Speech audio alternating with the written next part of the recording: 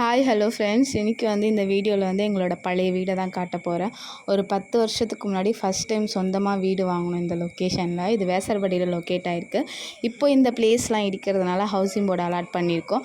ஆனால் லாஸ்ட்டாக ஒரு வாட்டி இந்த வீடை பார்த்துட்டு போகலாம். ஏன்னா ஃபஸ்ட் டைம் வாங்கும்போது அவ்வளோ சந்தோஷமாக அவ்வளோ ஹாப்பியாக இருந்தோம் இந்த வீட்டில். ஸோ இந்த வீடு ஒரு ஸ்பெஷல் வீடுன்னு தான் சொல்லலாம்.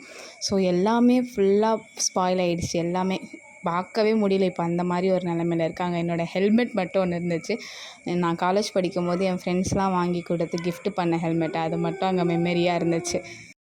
அப்புறம் அங்கேருந்து அப்படியே எங்கள் வீட்டுக்கு பேக் சைடில் கட்டியிருக்க வீடுங்கள்லாம் பார்க்கலான்னு சொல்லிட்டு போயிருந்தேன். செம்மையாக இருந்துச்சு. பார்க்கிங்காக இருக்கட்டும், அவுட் சைடில் ப்ளே கிரவுண்டு அப்படிலாம் சூப்பராக கட்டியிருந்தாங்க.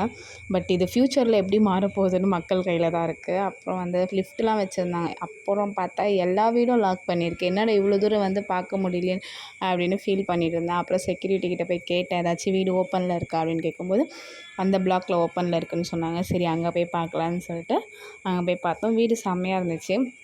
ஒரு சிம்பிளான ஹாலு, கிச்சனு, பாத்ரூமு, சிங்கிளாக சூப்பராக இருந்துச்சு. பார்க்குறதுக்கு நீட்டாக அழகாக இருந்துச்சு. பட் இது எப்படி மாறப்போகுதுன்னு தெரியல. பயமாக இருக்குது நினச்சி பார்க்கவே. ஸோ சூப்பராக நீட்டாக பீஸ்ஃபுல்லாக அழகாக இருந்துச்சு. இதை வாங்குறீங்க, இங்கே இருக்க போகிறீங்கன்னா இதை மெயின்டைன் பண்ணிக்கோங்க. செம்மையாக இருக்குது. இதை மெயின்டைன் பண்ணுறது நம்ம கையில் தான் இருக்குது. Okay, bye. See you. டாட்டா. நெக்ஸ்ட் வீடியோவில் பார்க்கலாம்.